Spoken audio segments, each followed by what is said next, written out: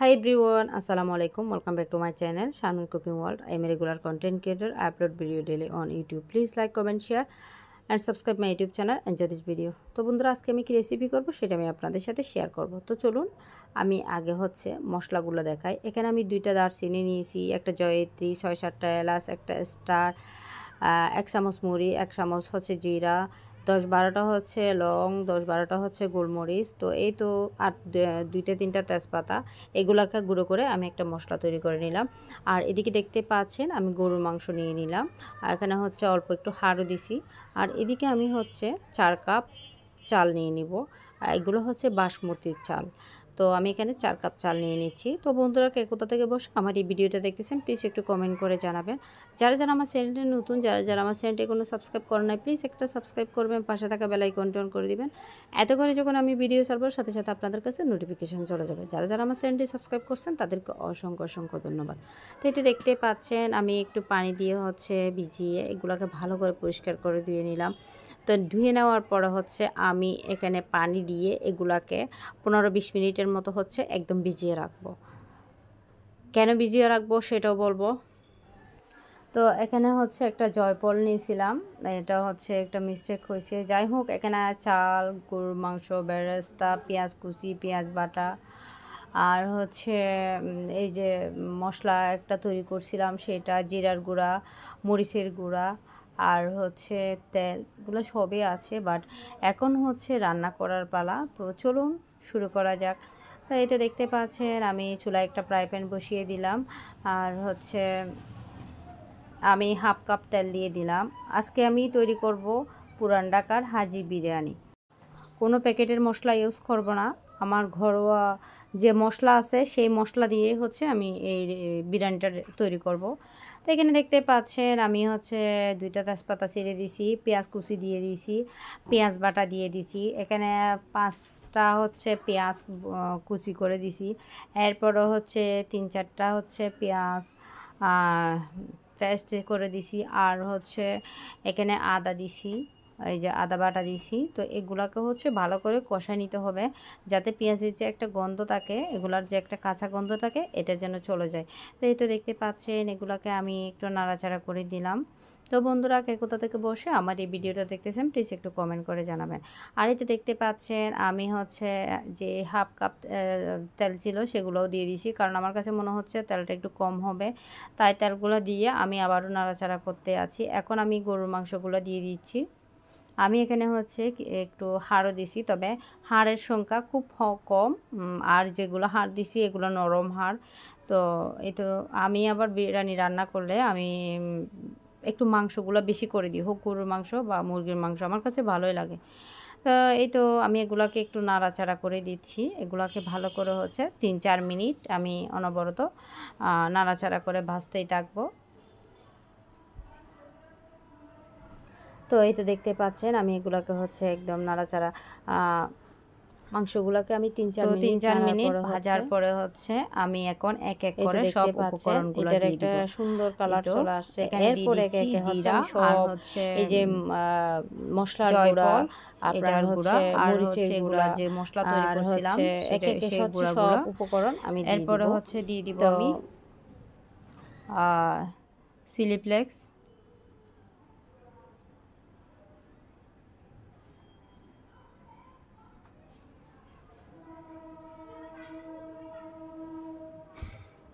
এখন আমি এগুলাকে ভালো করে কষিয়ে নিব। কেন আরও কিছু উপকরণ বাকি আছে, বাট আমি একটু নাড়াচাড়া করে দিচ্ছি।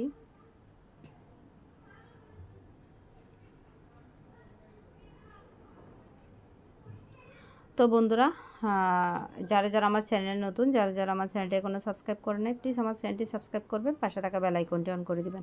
এতে করে যখন আমি ভিডিও ছাড়বো সাথে সাথে আপনাদের কাছে নোটিফিকেশান চলে যাবে। যারা আমার চ্যানেলটি সাবস্ক্রাইব করছেন তাদেরকে অসংখ্য ধন্যবাদ।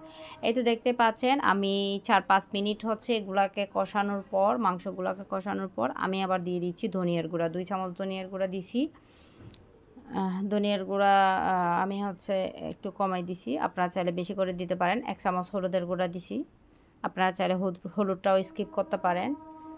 বাট আমার মেয়ে হলুদের গুঁড়া দেওয়ার জন্য খুব বায়না করছিল, তাই দিলাম। তাই তো আমি এগুলোকে আবারও নাড়াচাড়া করে নিব।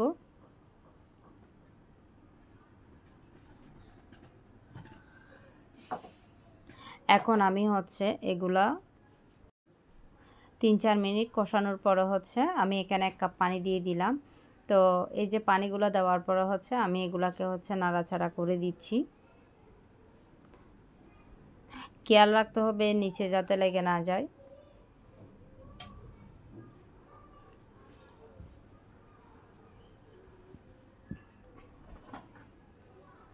এরপরে হচ্ছে 6-7 মিনিট সিদ্ধ হওয়ার পরে হচ্ছে আমি এখানে দিয়ে দিলাম হচ্ছে লবণ।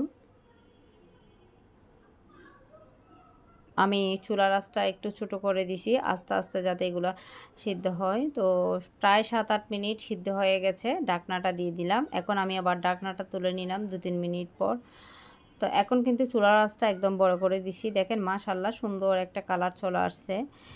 এটা মানে কি বলবো, অনেক সুন্দর একটা কালার চলে আসছে। ক্যামেরাতে হয়তো বা ভালো করে বোঝা যাচ্ছে না, কিন্তু বাস্তবে কিন্তু অনেক সুন্দর একটা কালার চলে আসছে। যাই হোক, আমি এখানে হচ্ছে 3-4 চামচ হচ্ছে গুঁড়ো দুধকে মিক্স করে পানি মিক্স করে হচ্ছে এখানে দিয়ে দিচ্ছি। এতে করে সুন্দর একটা কালার চলে আসবে। আপনারা চাইলে তরল দুধ দিতে পারেন, বাট আমার কাছে গুঁড়ো দুধ ছিল তাই আমি দিয়ে দিছি, তরল দুধটা ছিল না। তো এই দেখেন দুধ দেওয়ার সাথে সাথে কালারটাও একটু চেঞ্জ হয়ে গেছে।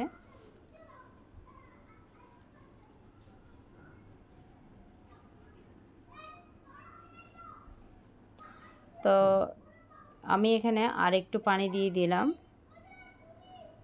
অল্প একটু পানি দিছি।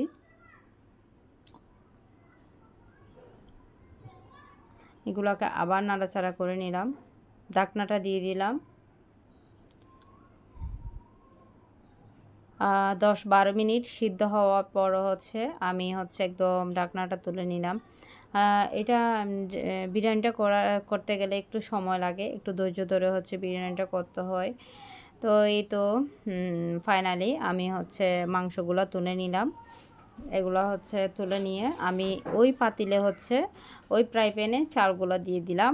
আমি এখানে এক্সট্রা কোনো তেল দিই নাই। ওই মাংসগুলো নিয়ে আমি একটা স্টিলের প্লেটে নিয়ে আমি এই চালগুলোকে হচ্ছে অনবরত ভাজতে থাকবো। ও আপনাদেরকে একটা কথা বলছিলাম না, 10-15 মিনিট হচ্ছে আমি চালগুলো ভিজিয়ে রাখছিলাম, এতে করে আমার চালগুলো একদম নরম হয়ে গেছে। তো এটা দেখতে পাবেন। তো এখন হচ্ছে পানি ঝরে রাখছিলাম চালগুলো, তারপরে হচ্ছে আমি এগুলোকে চালগুলোকে হচ্ছে ভেজে নিচ্ছি। তো বন্ধুরা, যারা যারা ভিজিয়ে হচ্ছে চাল এভাবে রান্না করবেন, তো তাদের ক্ষেত্রে আমি একটা কথাই বলবো, আপনারা হচ্ছে পানিটা কম দিবেন, কারণ চালগুলো তো নরম হয়ে গেছে, সেক্ষেত্রে পানিটা কম দিবেন। আমি এখানে 4 কাপ চাল দিয়ে দিছি, 250 গ্রাম কাপে হচ্ছে 4 কাপ দিয়ে দিছি, ঠিক আছে। তো আমি এখানে যে তেলটা ইউজ করছি, মাংসের মধ্যে যে একটা তেল ছিল প্লেটে যে নিছি আমি মাংসগুলা বড় একটা প্লেটে, তো এখানে যে তেলগুলো বের হয়েছিল সেই তেলগুলাই হচ্ছে আমি এখানে দিয়ে দিচ্ছি। আমি এখানে এক্সট্রা কোনো তেল দিই নাই।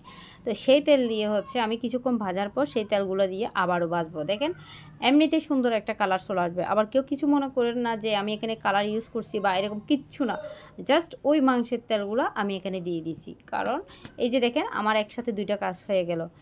তো এই তো আমি এইটাকে হচ্ছে প্রায় 3-4 মিনিট হচ্ছে অনবরত ভাজতেছিলাম। এরপরও হচ্ছে আমি দেখেন আপনাদেরকে একদম দেখিয়ে দিচ্ছি, আমি এখানে 4 কাপ চালের সাথে আমি 3 কাপ পানি দিয়ে দিলাম, কারণ আমি এগুলাকে ভিজিয়ে রাখছিলাম। তো এই জন্য আমি জাস্ট 3 কাপ পানি দিয়ে দিলাম। আর আমি আবারও বলতেছি, এগুলো হচ্ছে আমি প্রায় 10-15 মিনিটের মতো ভিজিয়ে রাখছিলাম। এখন আমি ঢাকনাটা দিয়ে দিব।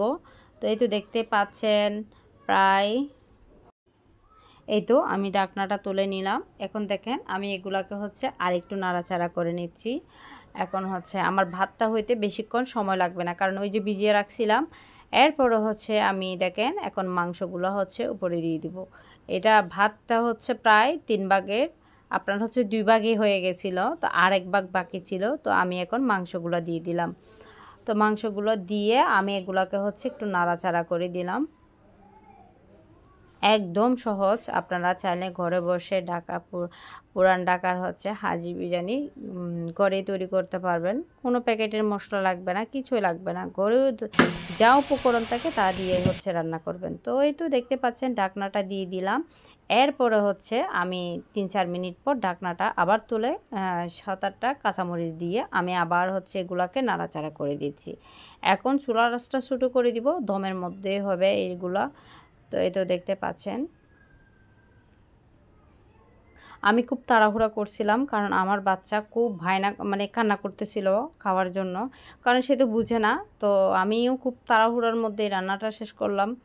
তো যাই হোক, এরপরে আমি আবার এক মিনিট পর ঢাকনাটা তুলে আমি আবার এখানে ঘি দিচ্ছি, কারণ আপনারা চাইলে ঘি দিতে পারেন বা না দিতে পারেন। ঘি দিলে একটা সুন্দর ফ্লেভার আসে। তো এই তো প্রথমে আমি ঘিটা বের করতে পারতেছিলাম না, ডিপে রাখছিলাম এই জন্য। তো আবার লাস্টে করে আমি ঘি বেশি করে বের করে আবার দিছিলাম।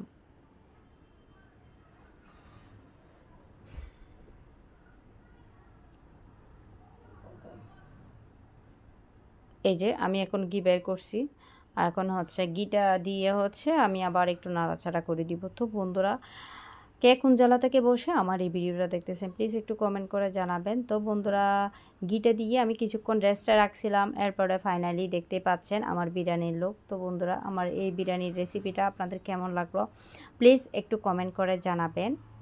এই তো মাশাল্লাহ মাশাল্লাহ, অনেক সুন্দর একটা কালার আসছে, একদম জর্জরা হয়েছে। তো আমি একটু আপনাদেরকে দেখাবো।